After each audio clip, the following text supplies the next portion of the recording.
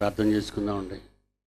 ప్రేమ కలిగిన మా తండ్రి, మీ మహాజ్ఞానాన్ని అందించటానికి మీ పిల్లల మనోనేత్తరాలు తిరుగుమని వేడుకుంటున్నాం. యేసునామాని ప్రార్థన అడుగుచున్నాము తండ్రి, ఆమేన్.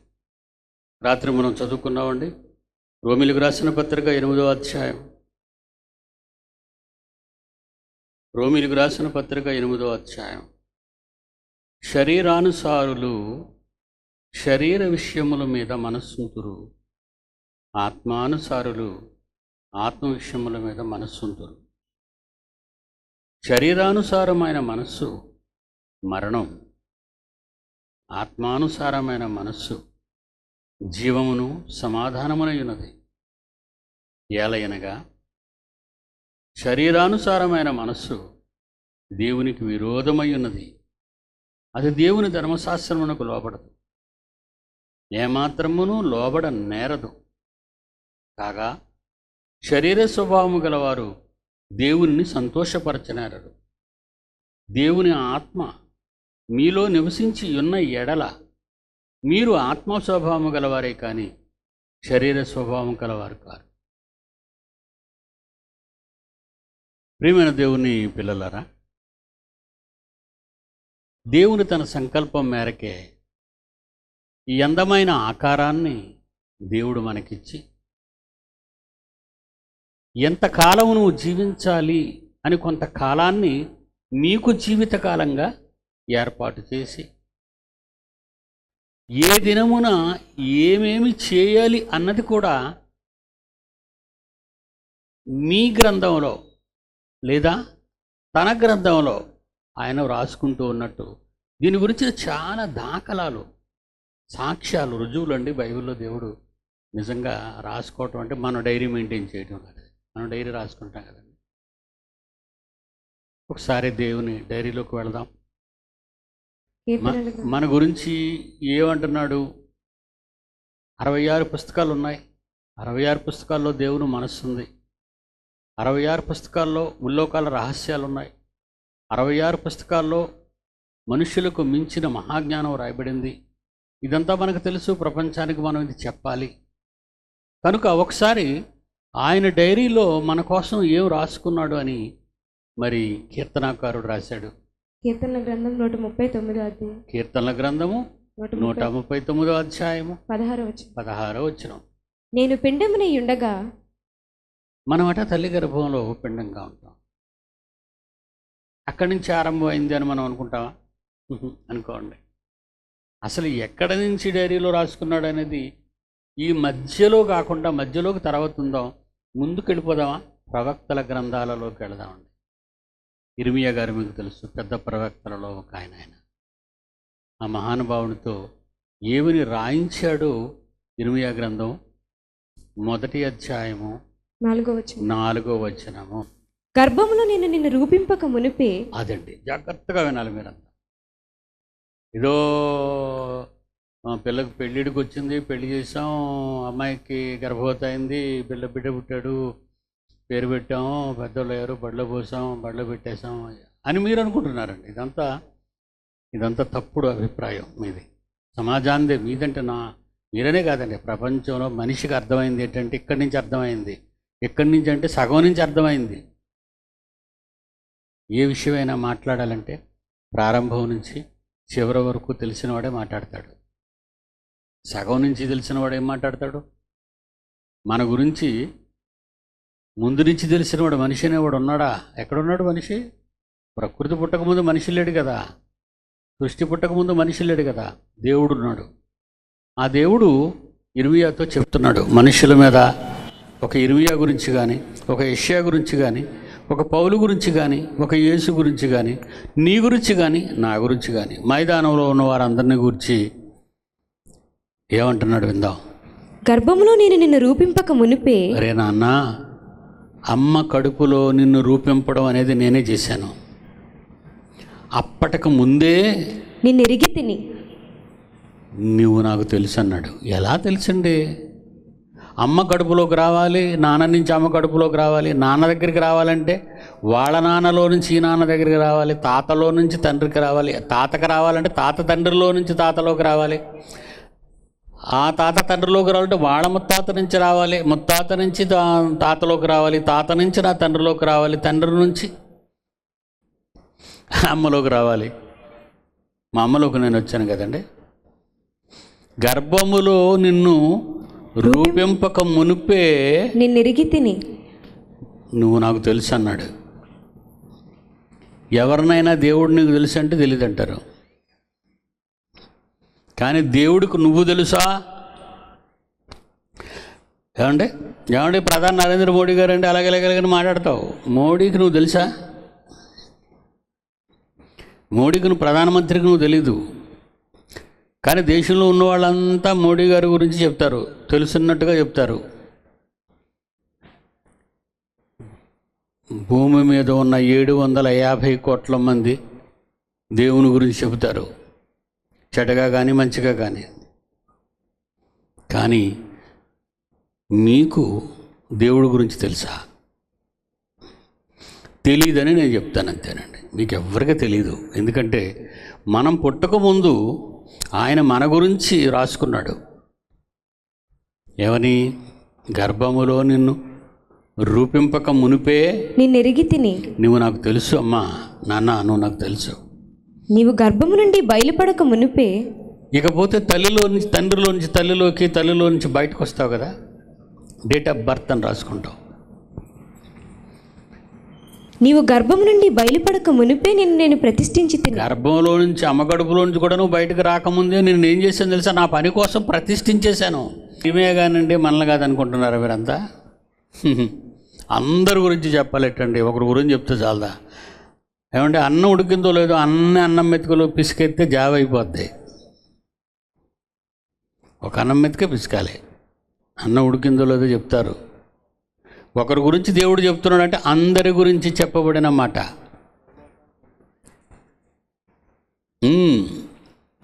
జనములకు ప్రవక్తగా నిన్ను నియమించి తిని. నువ్వు పుట్టకముందు, అమ్మ కడుపులో నుంచి రాకముందు ఈ జనాలందరికీ మంచి మాటలు చెప్పాలని నేను ప్రతిష్ఠించాను, అభిషేకించాను. నీ రాక కోసం ఎదురు చూశాను. మొదటి శతాబ్దం యేసొచ్చాడు, ఎదురు చూశాడు కదా, యేసొచ్చాడు. యేసుకు ముందు మార్గం సరళం చేయడానికి బాప్తిస్మిచ్చి యోహాను వచ్చాడు, ఎదురు చూస్తూనే వచ్చాడు. ఇదంతా దేవుని ఎదురు చూపులలో కలిగిన జన్మలు, మర్చిపోకండి, జాగ్రత్తగా వినండి. అపోస్తలులు వచ్చేశారు, దేవుని మహాజ్ఞానాన్ని ప్రకటించడం ఆరంభించారు. ఆపమని ఆజ్ఞాపించింది ఆనాటి ప్రభుత్వం.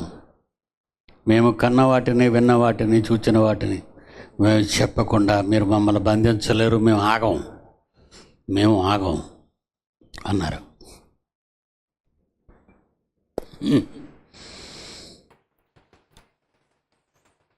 బైబిల్ కాల్చేస్తున్నారు. ఎవరేం చేశారండి? ఎవరైనా ఏమైనా ఆగారా? అందరూ ఆగిపోయారండి. అందరికీ చేమగుట్టినట్టు కూడా లేదు. Around India and around international wide ఇరాక్లో చర్చలు కూల్చేశారు, సిరియాలో చర్చలు కూల్చేశారు, ఈజిప్ట్లో చర్చలు కూల్చేశారు. క్రైస్తవ్యాన్ని హింసిస్తున్నారు. ఎవరైనా వచ్చారా? మొదటి శతాబ్దం నుంచి 1600 వరకు బైబిల్కి ముద్రణ జరగలేదండి. జర్మనీలో తల్లి గర్భం నుంచి ఒకరిని లాగాడు బయటికి. అది జగత్తు పునాది వేయబడక మునిపే. ఆయన రావాలి, జాన్ గుటన్బర్గ్. ఆయన ముద్రించిన మొదటి పుస్తకం మీ చేతుల్లో ఉన్న బైబిల్. ఈ బైబిల్ ప్రపంచానికి వెళ్ళాలి, ప్రపంచ దేశాలకు వెళ్ళాలంటే ఏం చేయాలి? ప్రపంచాన్ని పాలించే మరొక సామ్రాజ్యం రావాలి. వచ్చింది కాదు, దేవుడు రప్పించాడు. దేవుడు సింహాసనం మీద కూర్చోబెట్టాలి, అధికారం ఎక్కించాలంటే దేవుని వశం అది. రిఫరెన్స్ దానియేలు గ్రంథం 4వ అధ్యాయం దానియేలు గ్రంథము 4వ అధ్యాయము 26వ 26వ వచనం. సర్వోన్నతులకు దేవుడు, సర్వోన్నతుడైన దేవుడు మన తండ్రి మానవుల రాజ్యం పైన అధికారి అయి భూమి మీద ఉన్న రాజ్యాలన్నిటికీ సామ్రాట్, చక్రవర్తి, కాంకరర్ ఎవరు? దేవుడు. ఆయన పెట్టిన భిక్ష. ఏమంటున్నాడు? సర్వోన్నతులకు దేవుడు, సర్వోన్నతులకు దేవుడు మానవుల రాజ్యం పైన అధికారి అయి ఉన్నాడు. మానవుల రాజ్యాలు ఇవన్నీ. దేవుని రాజ్యం. దీనికి చిన్న డిఫరెన్స్ మీకు చెప్పాలి. భూమి అనేది చాలా చిన్నది. మా అబ్బాయి చూపించాడు, ఒకసారి మీరు చూస్తే బాగుంటుంది. ఎందుకంటే వెల్ ఎడ్యుకేటెడ్ ఉన్నారు కనుక మీరు ఒకసారి చూడడం మంచిది. మరీ మతాన్ని బోధిస్తున్నారు అనుకొని మన వాళ్ళని చాలా అంటున్నారు. మరి మన వాళ్ళు కూడా ప్రభువుని నమ్ముకోండి రోగాలు పోతాయి, ప్రభువుని నమ్ముకోండి అయిపోతాయి అంటున్నారే తప్ప ప్రభువుని నమ్ముకోండి పరలోకం వస్తుందని మాత్రం చెప్పరు. అసలు ఈ మహావిశ్వం చూసారా ఇది? ఆది యందు దేవుడు భూమి ఆకాశంలో సృజించిన ప్రారంభమైందే. అది ఓన్లీ దిస్ క్రియేషన్.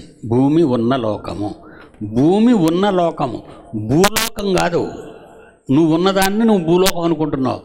ఈ భూమి ఉన్న లోకం దేవుడు కలిగించిన లోకంలో ఒక కంటికి కనిపించిన చీమ తలకాయంత లోకం. బాగా మీరు అర్థం చేసుకోండి, ప్రయత్నం చేయండి. బైబిల్ మహాజ్ఞాన గ్రంథం. సృష్టిలో భూమి ఎలాగ ఉంటుందో ఒకసారి మీరు చూడాలి. ఇప్పుడు మనం ఉన్న భూమి ఎన్ని వందల దేశాలు ఉన్నాయి, 3 వంతులు నీరుంది, ఎడారులు ఉన్నాయి. ఏమంటే ఇదిగోండి, ఇది చంద్రుడు. అదేంటి చంద్రుడు. దానికంటే పెద్ద సైజులో ఉన్నది అంగారకుడు, మెర్కురీ గ్రహం. 2వ స్థానం.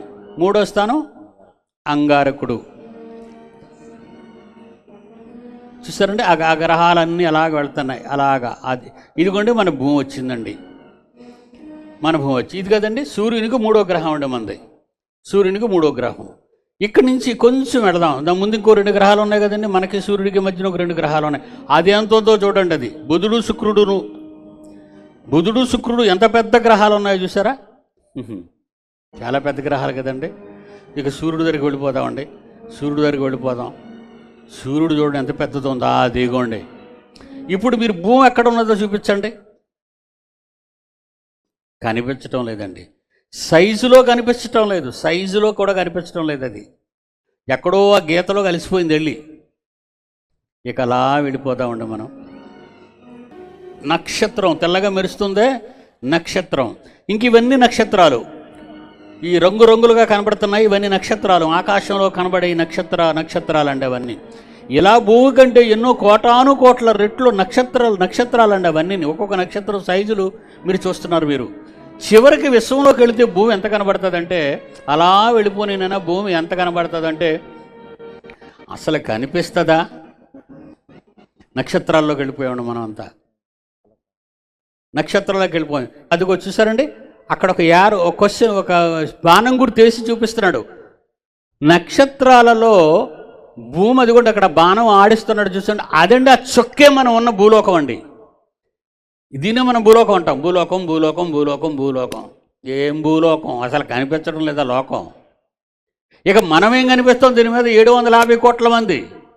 మనం ఒక ధూళి. మనమేం కనిపిద్దామండి?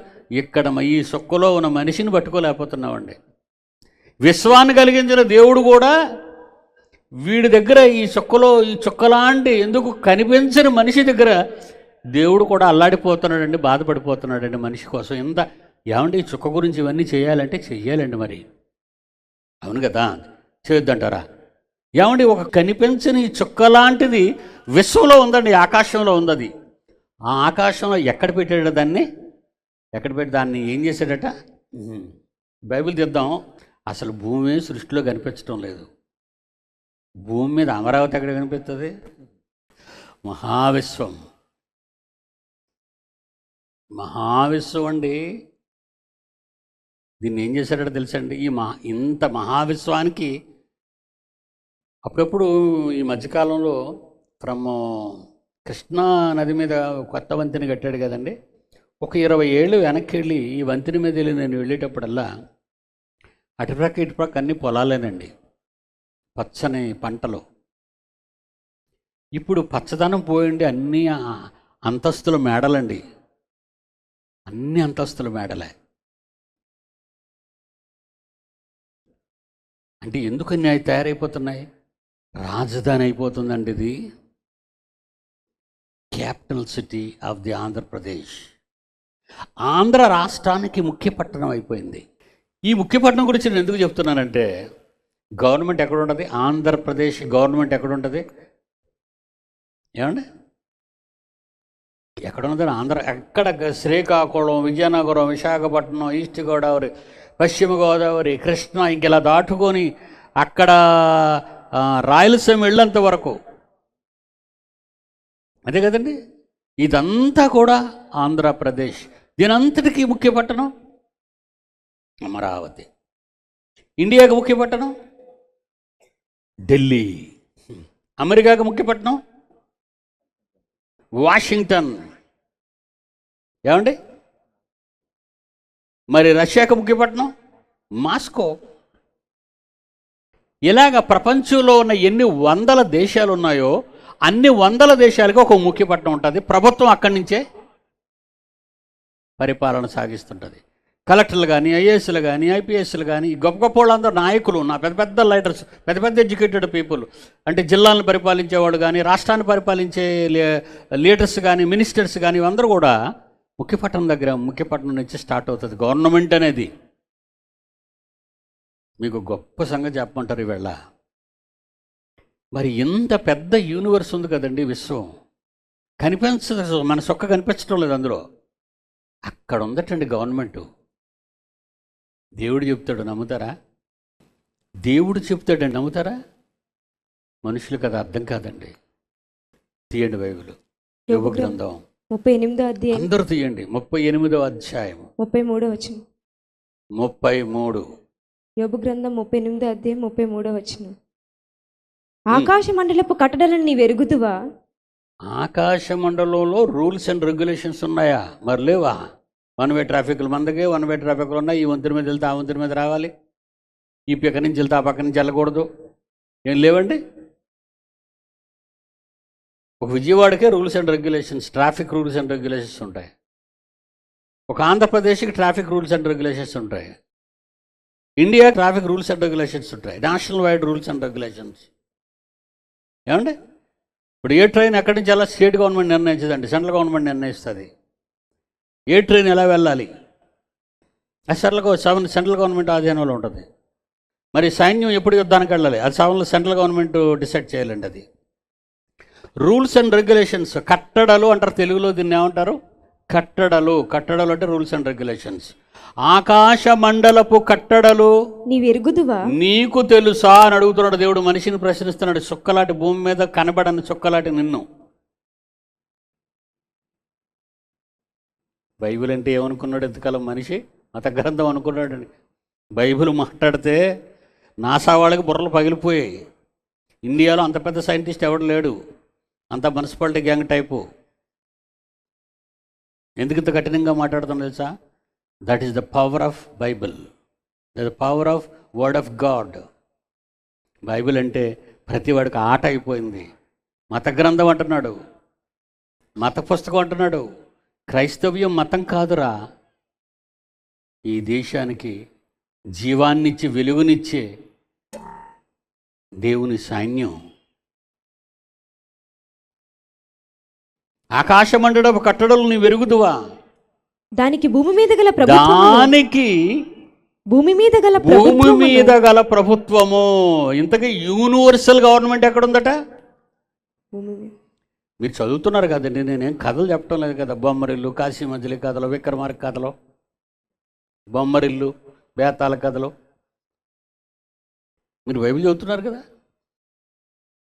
బైబిల్లో శాస్త్రానికి తెలియని ఒక మహాజ్ఞాన సంగతి రాసేశాడు, ఏం కాకుండా మన కోసం మీరు చెప్పాలని. ఈ చిన్న రాజధాని గురించి ఏటండి రాత్రి మేము ఇలా వెళ్తుంటే ఆ చీకట్లో ఇంటర్నేషనల్ స్టేడియం కడుతున్నారు కదండి. మంచి మంచి రోడ్లు బాగా తయారైపోతారండి. దేవుని పిల్లలారా, దానికి భూమి మీద గల ప్రభుత్వమును ప్రభుత్వము నీవు ప్రభుత్వము స్థాపింపగలవా? నీవు స్థాపించగలవా? నేను స్థాపించాను, నేను తప్పుకుంటాను. ఇక్కడికి రాగలవా? నువ్వు విశ్వాన్ని ఏలే నాయకుడుగా నువ్వు ఇక్కడికి రాగలవా అని నిన్ను అడుగుతున్నాడు. ఎనిబడి 750 కోట్ల మంది మానవ సమాజంలో క్యాపిటల్ ఎక్కడో పెట్టలేదు ఆయన. అంగారకుడి మీద పెట్టలేదు, సూర్యగ్రహం మీద పెట్టలేదు, ఆండ్రోమెడా నక్షత్ర మండలంలో ఏదో ఒక నక్షత్రం మీద పెట్టలేదు. కోటాను కోట్ల నక్షత్రాలు ఉన్నాయి. అక్కడికి నువ్వేం వెళ్తావు? వెళ్ళలేవు. కనుక నువ్వు ఉన్న భూమి మీదే పెడతాను. కనుక శాస్త్రం ఏమని ఒప్పుకుంది ఈరోజు? Geocentric theory. మీకు గుర్తొచ్చిందా? అప్పుడు గుర్తొచ్చిందా? సైన్స్ చదువుకున్నారు కదా, చిన్న చిన్న పాఠాలు అవి IU అని. అవి IU అలాంటివన్నీ మీరు MAలోనో MSCలోనో ఏమండి మీరు చదువుకుంటారు ఇలాంటివన్నీ. జియోసెంట్రిక్ థియరీ అంటే భూకేంద్ర సిద్ధాంతం అంటారు తెలుగులో దీన్ని. భూకేంద్ర సిద్ధాంతం. దేనికి భూమి కేంద్రం? విశ్వానికి కేంద్రం. విశ్వానికి కేంద్ర స్థానం భూమి అయితే, విశ్వం నడిపించాలంటే గవర్నమెంట్ నీవున్న ఈ భూమి మీద ఉందంటే ఇక్కడి నుంచి ఎలాంటి గవర్నమెంట్ రన్ అవుతుందో ప్రపంచంలో ఎవడికి తెలుసు?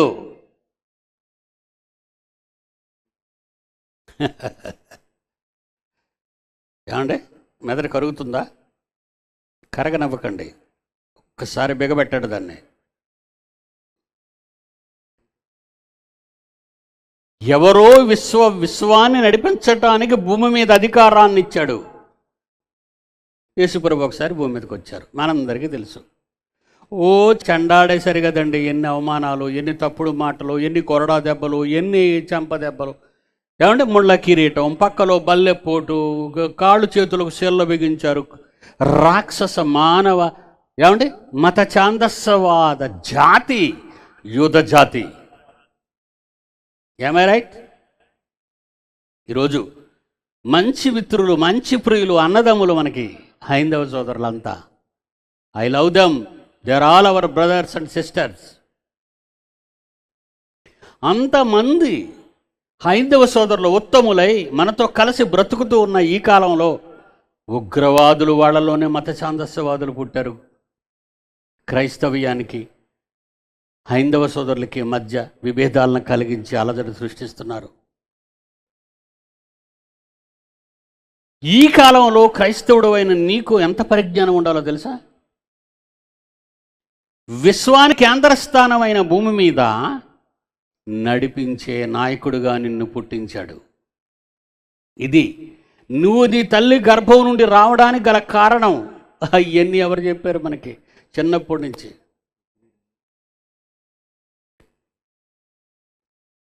హెబ్రీయులకు రాసిన పత్రిక 2వ అధ్యాయము. హెబ్రీయులకు రాసిన పత్రిక 2వ అధ్యాయం 6, 7, 8 వచనాలు తీయండి, అందరూ తీసి చదవండి. హెబ్రీ పత్రిక 2వ అధ్యాయం 6వ వచనం. అయితే ఒకడు ఒక చోట ఇలాగున దృఢముగా సాక్ష్యమిచ్చుచున్నాడు. నీవు మనిషిని జ్ఞాపకము చేసుకొనుటకు వాడు ఏపాటి వాడు. బాగా వినండి. అసలు భూమిని జ్ఞాపకము చేసుకుంటే అది ఎక్కడున్నది అనాలి. నేనైతే అలా మాట్లాడతాను. అసలు భూమే విశ్వంలో కనబడలేనప్పుడు భూమి మీద ఉన్న మనిషే కనబడతాడు. విమానం పైకి వెళ్తుంటుంది, బెల్ట్లు వేసుకోండి అంటాడు, పైకి లేస్తుంది. ఏమండి, విమానం పైకి లేస్తుంది, బెల్ట్లు వేసుకోండి అంటాడు. అలాగే వెళ్ళే కొద్దీ మనుషులు కనబడడం మానేస్తారు. ఇంకా అలాగే వెళ్ళేసరికి కొండలు కనబడడం మానేస్తాయి. అలాగే వెళ్ళేసరికి మేఘాలు తప్ప ఇంకేం కనిపించవు. ఇంకా వెళితే మేఘాల మీద మేఘాలు, మేఘాల మీద మేఘాలు, మేఘాల మీద మేఘాలు. మనిషి విమానం ఎక్కితేనే కనబడకపోతున్నాడండి. ఇక్కడ మనుషుని జ్ఞాపకము చేసుకొనుటకు వాడేపాటి వాడు కన్న తండ్రి. నీవు నరపుత్రుని దర్శించుటకు నరపుత్రుడు వచ్చి అరే నాన్న అని పిలవటానికి వాడు ఏపాటి వాడు. నీవు దేవదూతల కంటే నీవు దేవదూతల కంటే వానిని కొంచెము తక్కువ వాని కొంచెముగా చేసేసావు. 6 అడుగులు కూడా ఉండడేమో, ఇంకా 4 అడుగులు ఉన్నారు, 3 అడుగులు ఉన్నారు. మహిమా ప్రభావముతో వానికి కిరీటం పెట్టేసాడు. బాబోయ్, నీ చేతి పనుల మీద వానికి అధికారం ఇచ్చావు. మీకేమైనా అధికారాలు ఉన్నాయా? పాపం మీకు తెలియదులేండి. ఎందుకంటే ఎంత లోతులలోనికి పాపం ఎంతకాలం ఎవరు తీసుకెళ్ళరు కదండి. తీసుకెళ్ళాలంటే దీని లోతులలోనికి మనం వెళ్ళాలి.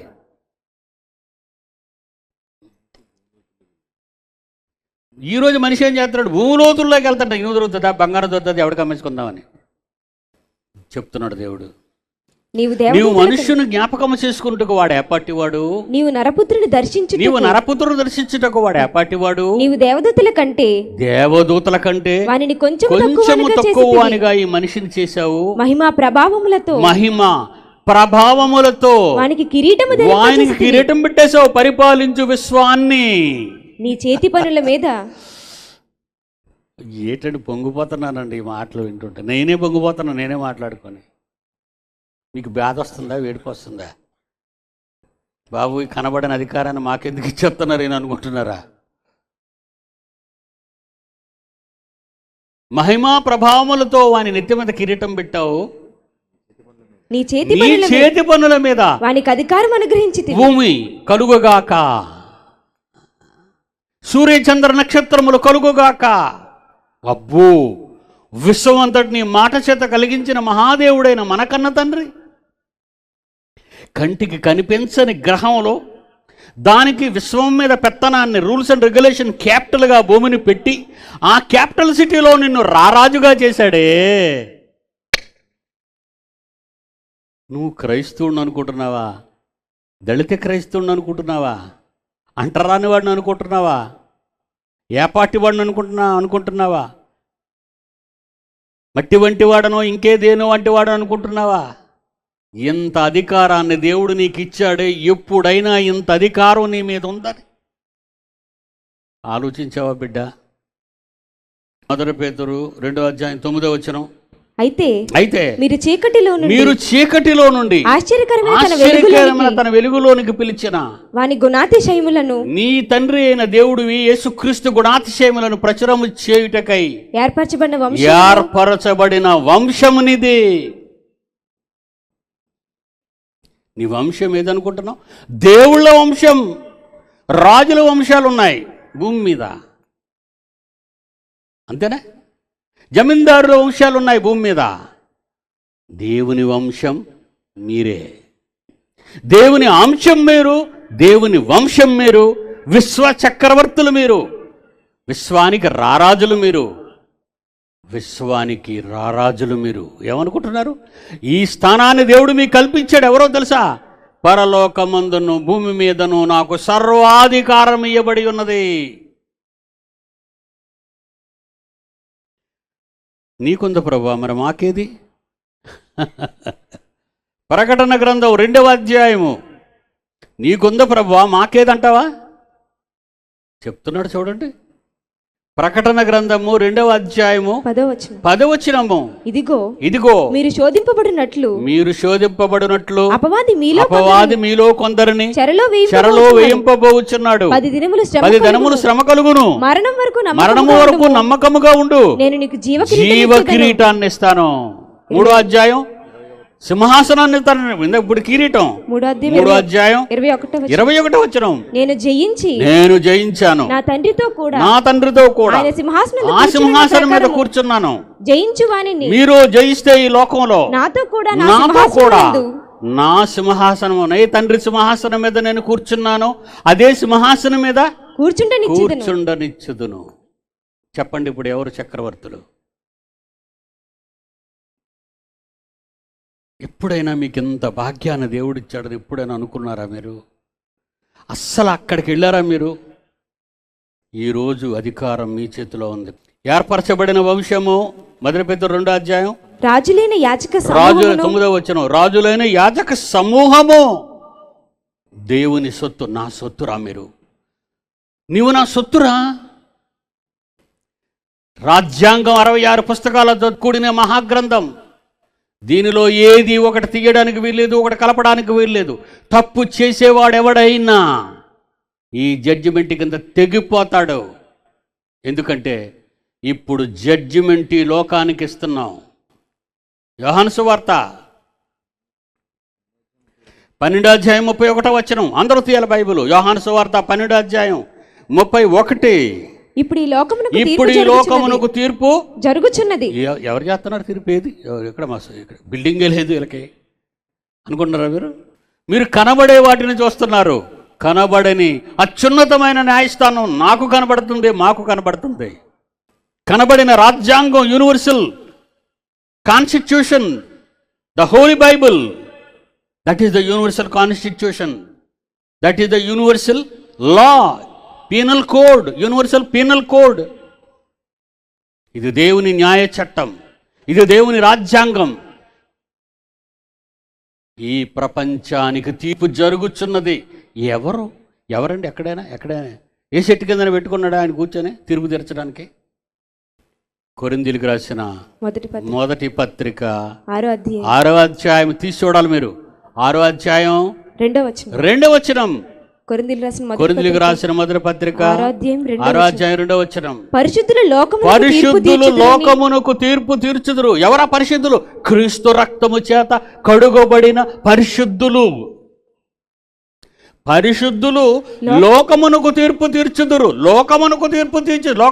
అమెరికాకి నువ్వే తీర్పు తీర్చావు. పరిశుద్ధులు లోకమునకు తీర్పు తీర్చుదురని మీరు ఎరుగరా? మాకేం తెలుస్తుంది? మేము ఎవరు బైబిల్ చదివితే కదా మనం తెలియడానికి. మాకు మీరు ఎరుగరా అని అడుగుతున్నాడంటే మీకు తెలిసే ఉండాలి. మీకేం తెలిసిందంటే మనకేం తెలియదు. అమాయక క్రైస్తవ సోదర సోదరీమణులారా, మహాజ్ఞానాన్ని చేతబట్టుకొని ఎక్కడో అటకమ దెక్కిస్తున్నారా దాన్ని? మహాజ్ఞానం ఉంది బైబిల్లో, మనిషికి తెలియనంత. ఆయన మహిమపరిచి మహాజ్ఞానం నీ నోట రావాల దేహాన్ని ఇచ్చాడు. అది సృష్టి పుట్టక ముందే తల్లి గర్భంలో నిన్ను ఏర్పాటు చేసుకున్నాడు ఆయన. రారాజుగా యేసు లోకానికి వచ్చాడు. ఒకసారి లైట్స్ ఆపండి ఆయన. ఈ పాట చూడండి. What a wonderful song.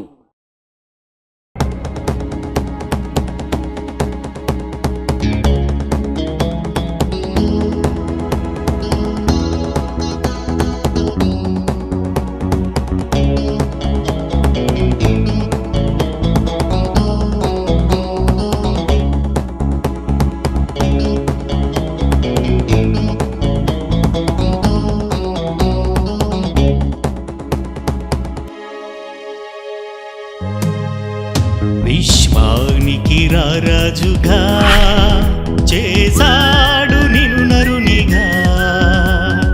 ఏం చేస్తూ ఉన్నావని గమనిస్తూనే ఉన్నాడు, నీ వైపే చూస్తున్నాడుగా. ఏం చేస్తూ ఉన్నావని గమనిస్తూనే ఉన్నాడు, నీ వైపే చూస్తున్నాడుగా.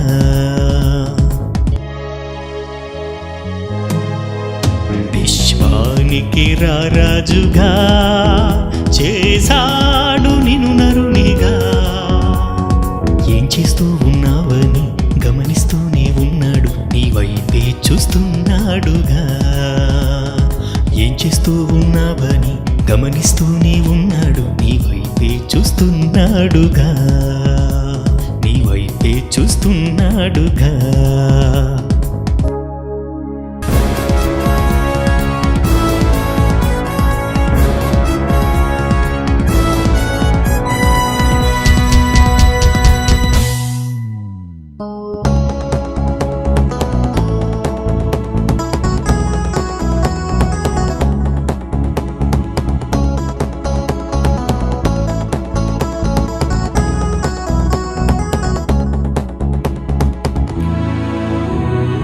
పరలోకం ఇస్తాడు, పాపివైనా క్షమి ఇస్తాడు, నువ్వు నమ్మితే నిన్ను రక్షిస్తాడు. పరలోకం ఇస్తాడు, పాపివైనా క్షమి ఇస్తాడు, నువ్వు నమ్మితే నిన్ను రక్షిస్తాడు. నువ్వు నువ్వంటే తనకెంతిష్టమో, అతనంటే నీకెంతిష్టమో. చదువైనా పదవైనా ఆస్తైనా ఏదైనా అన్నిటినీ నువ్వే వదిలి రావాలిగా. నిన్నే ప్రేమిస్తున్నాడు, నువ్వే కావాలన్నాడు, నిన్ను కావాలంటున్నాడుగా. నిన్నే ప్రేమిస్తున్నాడు, నువ్వే కావాలన్నాడు, నీ వైపే చూస్తున్నాడుగా.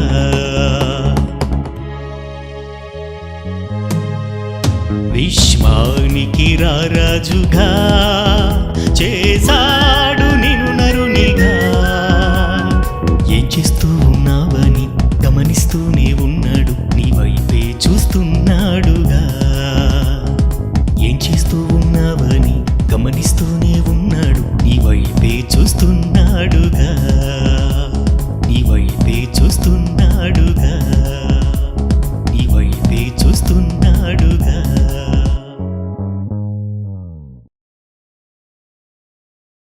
చూస్తున్నాడండి మనల్ని. విశ్వపాలనను మీరు జరిగిస్తున్నారా? యుద్ధం చేస్తున్నాడు యెహోషువ. శపథం చేశాడు, ఇశ్రాయేలును తీసుకొస్తూ పాలస్తీనాకి శపథం చేశాడు. తండ్రి, సూర్యాస్తమయంలోగా శత్రు సమూహాలను పారదోలుతాను. సూర్యుడు అస్తమిస్తున్నాడు. ఎలా తన శపథం?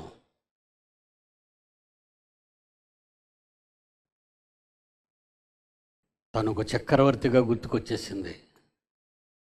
సూర్యుడా, నీవు గిబియోనులో గిబియోనులో ఆగిపో. చంద్రుడా, నీవు అయ్యాలోను నువ్వు అయ్యాలోను లోయలో ఆగిపో. ఇదేంటండి? విశ్వచక్రానికి ఆదేశాలు ఇచ్చిన ఒక నరమాత్రుడి మాట విని విశ్వచక్రం ఆగిపోయింది. Am I right or not? Is it according Bible or not? మీరు ఆలోచించండి. ఆ తరంలో ఉన్న నాయకుడు ఈ తరంలో లేడా? ఆ తరాలలో పుట్టిన మహనీయులు మన తరాల్లో లేరా? క్రైస్తవ్యం నిద్రపోతుందండి. క్రైస్తవ్యాన్ని మోసం చేస్తుందండి ఒక శక్తి. ఒక అంధకార శక్తి ప్రవేశించి క్రీస్తు సువార్త జ్ఞాన ప్రకాశము వారికి ప్రకాశింపుకుండు నిమిత్తము ఈ యుగానికి సంబంధించిన ఒక దేవత అవిశ్వాసులైన వారి మనోనేత్రాలకు ఆ వెలుగు కనిపించకుండా గుడ్డితనము కలిగించుచున్నది. సూర్యుడు ఆగిపోవాలా అంటే ప్రకృతి చక్రం ఆగిపోవాలి, విశ్వచక్రం ఆగిపోవాలి. విశ్వచక్రాన్ని ఆపే నాయకుడు భూమి మీద ఉన్నాడా? ఉన్నాడని చెప్పాడు కదా దేవుడు. ఇంతవరకు మన వచనాలన్నీ కూడా ఈ విశ్వాన్ని ఆదేశించి నడిపించగల శక్తిమంతులైన వారు క్రైస్తవులు, క్రీస్తును స్వీకరించిన వాళ్ళు. ఏది మన పవర్? ఏది మన పవర్? ఇది మిస్టర్ సద్దాం 30 ఏళ్ల క్రితం అండి. మిస్టర్ సద్దాం, బిన్ లాడెన్ గాడి మాటలు వింటున్నావు నువ్వు. దేవుడు యుద్ధం చేయమని దేవుడి మీదకి నెడుతున్నావు. నీతో ఎవడు చెప్పాడో అది అబద్ధం. అది ఖురాన్లో లేదు. కానీ నువ్వెందుకు ఇలా చేస్తున్నావు? నువ్వు అంతమైపోతావు. యెషయా గారు ప్రకటించిన ఆ బబులోను గురించినవన్నీ సింహగర్జనలో రాశాను, మీరు చూడొచ్చు. ఎప్పటివండి అవన్నీ రచనలన్నీ. సద్దంగాడు మట్టిపాలైపోయాడు, బిన్ లాడెన్ గాడు మట్టిపాలైపోయాడు. దేవుని తీర్పు ఉంది, లోకంలో దేవుని తీర్పు జరుగుతుంది. ఈ తీర్పు ఏ జస్టిస్ నాయకత్వంలో జరుగుతుంది? క్రైస్తవుడైన జస్టిస్ నాయకత్వంలోనే జరగాలిది. ఇందాక ఒక భాగమే చదివింది అమ్మాయి. కొరింథీయులకు రాసిన మొదటి పత్రిక 6వ అధ్యాయము 2వ వచనం. పరిశుద్ధులు లోకమునకు, నాట్ ఓన్లీ ఇండియా, అమెరికాకు తీర్పు తీరుస్తాం, జపాన్కు తీర్పు తీరుస్తాం, చైనాకు తీర్పు తీరుస్తాం, భారతదేశానికి తీర్పు తీరుస్తాం. పరిశుద్ధులు లోకమునకు తీర్పు తీర్చుదురని మీరు ఎరుగరా? మీ వలన మీ వలన లోకానికే తీర్పు జరగవలసి ఉండగా అంటున్నాడు. చూడండి ఎంత గొప్ప మాట. మీలో ఎవరు మరి యూనివర్సల్ పీనల్ కోడ్లో పాస్ అయిన ఎల్ఎల్బి లేరా? బిఎల్ లేరా? పనికి రాని ఈ టెక్నాలజీ నేర్చుకోవడానికి సాఫ్ట్వేర్ ఇంజనీర్ అమెరికాలో లక్షలు సంపాదించాలని ఆశపడుతున్న అమాయకులారా, ఐఏఎస్ చదివి కలెక్టర్ని అవుదాం అనుకునే అమాయకులారా, ఐపీఎస్ చదివి పోలీస్ అధికారి అవుదాం అనుకునే అమాయకులారా, మహాజ్ఞానం మీ చేతిలో ఉన్నా మీరు మీ పిల్లలకు చదవకుండా ఆ దుష్ట శక్తి మిమ్మల్ని ఆవహించిందే, అది మీరు తెలుసుకోవాలి. ఈ దేహం, ఈ శరీరం దేవుడు తన కోసం, తన ఇష్టాన్ని భూమి మీద నెరవేర్చడం కోసం, తన పాలన భూమి మీద నుండి యూనివర్సల్గా సాగాలని లోకాలను కలుగ చేస్తే ఆయన కూర్చోబెట్టే సింహాసనం ఎవరిని కూర్చోబెడతాడో వాళ్ళనే కూర్చోబెడతారు. చదువుకుందాం మరలా ప్రారంభపు మన మాట. దానియేలు గ్రంథం 4వ అధ్యాయం 26వ వచనం. సర్వోన్నతులకు దేవుడు మానవుల రాజ్యములపైన అధికారిగా ఉన్నాడు. ఎవనికి దానిని అప్పగించాలనుకుంటాడో వానికే ఇస్తాడు. అది దేవుడు చేసే పని. మరి మీరు చేసే పని, మీరు జడ్జిమెంట్ ఇస్తే మీ జడ్జిమెంట్ని అమలు చేయటానికి ఆయన ఉంటాడు అక్కడ. 17వ వచనం. ఈ ఆజ్ఞ జాగరూకులకు జాగరూకులైన దేవదూతలకు ప్రకటనను అనుసరించి జరుగును. నిర్ణయమైన పరిశుద్ధుల ప్రకటనను అనుసరించి, నిర్ణయమైన క్రైస్తవులైన పరిశుద్ధుల ప్రకటన జడ్జిమెంట్ అనుసరించి సంభవిస్తుంది భూలోకంలో. మీరు ఎవరికి తీర్పిస్తారో, ఏం తీర్పిస్తారో అది అమలు చేస్తానంటున్నాడు జాగరూకులైన దేవదూతల చేత. What a wonderful Christianity, what a wonderful blessed people. దేవుడు మిమ్మల్ని ఎంత గొప్పవారిగా నిలబెడితే మీరెవరు అంత నిశ్శబ్దంగా ఉన్నారు? క్రైస్తవ సోదర సోదరీమణులారా, దేవుడు మీకు ఇచ్చిన ఈ దేహాలు నీ దేవుని మహిమపరచటానికి, అలా మహిమపరచవలసిన నీవు మొదటి మానవుని నుండి ఈనాటి వరకు ఆ తరాలలో ఆ నాయకులు పుట్టుకుంటూ వచ్చారు. ఈ తరం మీ తరం. దేవుడిచ్చిన ఈ దేహం ఆయన మహిమపరచటానికని మర్చిపోకండి. రేపు మరో భాగాన్ని ఆలోచిద్దాం. కళ్ళు మూసుకోండి. ప్రేమగలే మా తండ్రి, మీ పిల్లలు ఉన్నత స్థితి చూపించాను తండ్రి. ఎంత గొప్పవాళ్ళో మీ పిల్లలు చూపించారు. లోకమునకు మీ పిల్లల వల్ల న్యాయం జరగాలి అని మీరు కోరుతున్నారు. రాజులను సైతము మా ముందు నిలువబెట్టారు. మేమిచ్చిన తీర్పును వాళ్ళ పట్ల ఆ దేశాల మీద అమలు చేస్తున్నారు. అది మాకు తెలుసు నాయన. మనోనేత్రాలు వెలిగింపబడిన ప్రతి క్రైస్తవ సోదరులు కూడా ఈ నిజాన్ని గ్రహించాలి. అపవాదిని మా పాదముల కింద చితుకు త్రొక్కాలి. శిలువ వేణు యేసుక్రీస్తును మహిమపరచాలి. లోకాన్ని వెలిగించి నిత్య జీవానికి నడిపించే బాధ్యత సంఘ కాపరులు, సంఘ పెద్దలు, సంఘ నాయకులు, సంఘ సభ్యుల మీద ఆధారపడి ఉంది. దేవా, ఈ చిన్ని గ్రామంలోని పిల్లలు చేసిన మహాసభలు ఉన్నతంగా నడిపిస్తున్న మీ ప్రేమకే వందనములు. అనేక మంది ఇంకా ఎన్నో గొప్ప సంగతులు మిగిలిన 2 రోజుల్లో వినాలని కోరుకుంటూ, వాళ్ళు రప్పించమని వేడుకుంటూ, మా ప్రభువు మా రక్షకుడైన యేసువారి పరిశుద్ధ నామాన్ని ప్రార్థన అడుగుచున్నాము తండ్రి. ఆమేన్. మన తండ్రి దేవుని ప్రేమ, కుమారుడైన యేసుక్రీస్తు వారి కృప, పరిశుద్ధాత్మ దేవుని అన్యోన్య సహవాసం సదాకాలం మన అందరికీ తోడై ఉండి నడిపించునుగాక. ఆమేన్.